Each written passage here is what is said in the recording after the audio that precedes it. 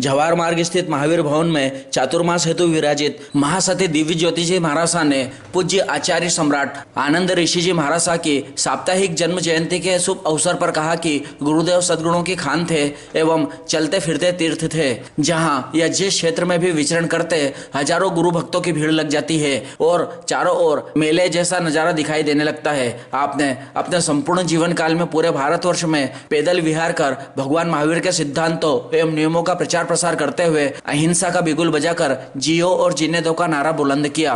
महासती विभव श्री जी महाराजा, पूज्य काव्या श्री जी महाराजा एवं पूज्य नाव्या श्री जी महाराजा ने आनंद गुरुदेव के स्तवन भजन से सबका मन मोह लिया। मीडिया प्रभारी महेंद्र काठेड़ एवं नितिन बुढ़ावनवाला ने बताया कि रतलाम, नामली, पेटलावत, सेलाना, खाचोत, सूरत, उज्जैन के गुरु भक्तों ने श्री संघ के साथ आकर दर्शन, वंदन एवं आशीर्वाद प्राप्त किया। जाप की प्रभावना का लाभ श्रीमती सरोज बाला सतीश जैन लोणावत ने लिया। प्रभावना का लाभ पितलिया परिवार ने लिया। संचालन सैनिक बम ने किया। वह आभार प्रकाश चंद्र जैन लोणावत एवं सतीश जैन सांवेरवाला ने माना।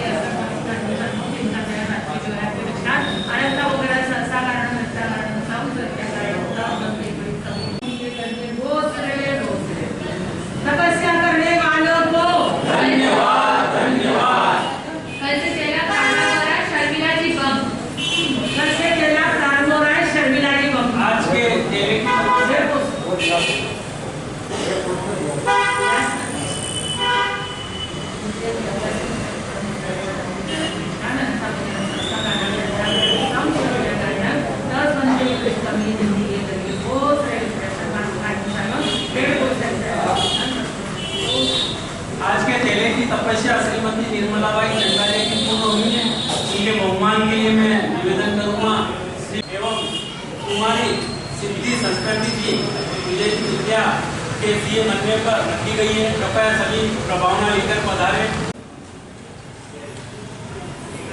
हमारे कृष्णानंद जी की जय बोलो महावीर की जय बोलो महावीर की हर्ष हर्ष जय जय हर्ष हर्ष जय जय।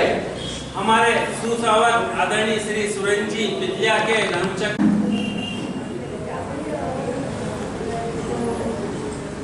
पुण्यवाणी का शुभ अवसर आया है। पुण्यवाणी का शुभ अवसर आया है। तपस्या में तन मन लगाया है। रसनेंद्रियों पर किया विजय, दृढ़ता से कर्मों को करवाया है।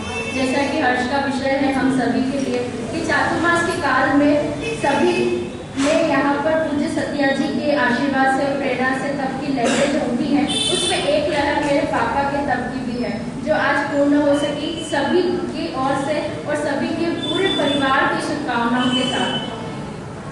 मैंने ऐसा महाराज साहब जी ने जैसे कि प्रवचन में भी कहा कि गुरु की महिमा बहुत होती है जीवन में, लेकिन कहीं मैंने सुना था कि हमारे जीवन में 3 चीजें बहुत ही बिरले मिलती है।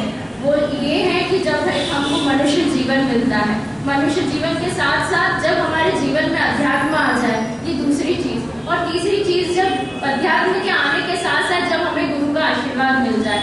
तो ये तीनों ही जब जीवन में आने लगता है तो ऐसा आशीर्वाद हमारे जीवन में प्राप्त होता है कि हमारी जीवन की जो नैया है, जो इस मनुष्य जीवन का हमें लक्ष्य हमारा है, उस मार्ग पर हम आगे की ओर बढ़ने लगते हैं।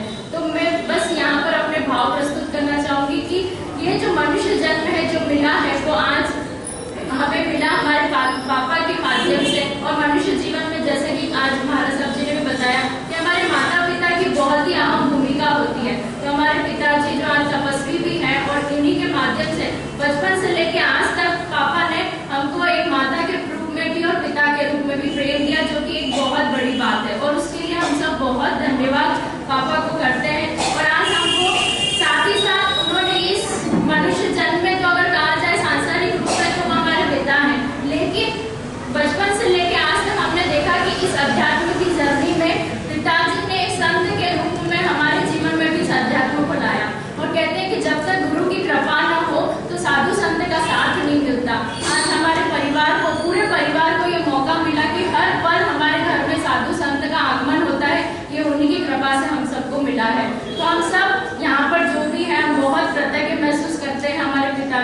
पापा के लिए कि उनकी वजह से आज हम यहाँ पर हैं और बहुत कृतज्ञ कि उनकी संतान के रूप में हमें यहाँ पर जन्म मिला है। तो बस यही अपने विचार प्रस्तुत करना चाहूँगी और यही कहना चाहूँगी कि बहुत बहुत धन्यवाद आप सभी का कि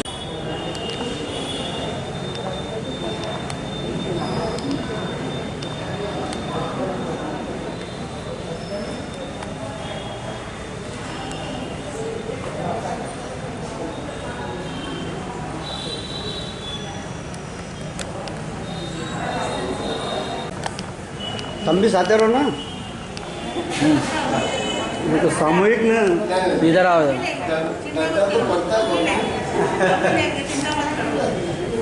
आप इधर आओ।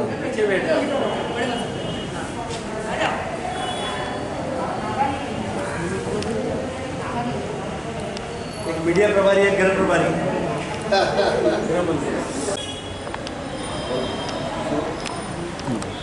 संत आचार्य भगवान परम पूज्य श्री आनंद ऋषि जी महाराज साहब के पावन स्मृति में कोटि से वंदन। पूज्य गुरुवर्य श्री के चरणों में कोटि से वंदन। जिंदगी में जी के मर जाना रुमानी कुछ नहीं, जिंदगी में जी के मर जाना रुमानी कुछ नहीं, दर हकीकत मर के जी जाना शान जिंदगी। इस संसार में जन्म लेकर मरते तो सभी लोग हैं, पर कुछ ऐसे विरल महापुरुष होते हैं, ऐसे विरल आदर्श व्यक्तित्व पुरुष होते हैं, महापुरुष होते हैं, जिनका नाम इस संसार में सदा के लिए अमर हो जाता है। ऐसे ही विरल व्यक्तित्व महापुरुष पूज्य गुरुदेव आचार्य भगवान श्री आनंद ऋषि जी महाराज साहब, जिनकी जन्म जयंती का 8 दिवसीय कार्यक्रम के रूप में हम यहाँ मना रहे हैं, जिस कार्यक्रम को हम उजागर कर रहे हैं। तो ऐसे पूज्य गुरुदेव के जीवन के कई आदर्श प्रसंग हैं और एक प्रसंग मैं आप सभी के समक्ष रखना चाहूँगी कि पूज्य गुरुदेव की जब धर्म सभा लगती थी, जब प्रवचन देते थे, तो उसमें कई समाज के लोग आते थे। गुरुदेव इसमें भरोसा रखते थे कि एगा मनुष्य जाई, ये गुरुदेव का संदेश था, एगा मनुष्य जाई, कि मनुष्य जाति एक है। गुरुदेव कभी भी किसी में भेदभाव नहीं करते थे कि ये इस संप्रदाय का है, इस जाति का है, इस पंथ का है। गुरुदेव एकता में, गुरुदेव संगठन में बहुत ही ज़्यादा विश्वास रखते थे। तो एक बार गुरुदेव की धर्म सभा चल रही थी और धर्म सभा खत्म होने के बाद, प्रवचन खत्म होने के बाद, कई लोग गुरुदेव के चरण स्पर्श करने आते थे। तो उसमें ही एक चरण स्पर्श करते करते लाइन में एक व्यक्ति आया जो धोबी था।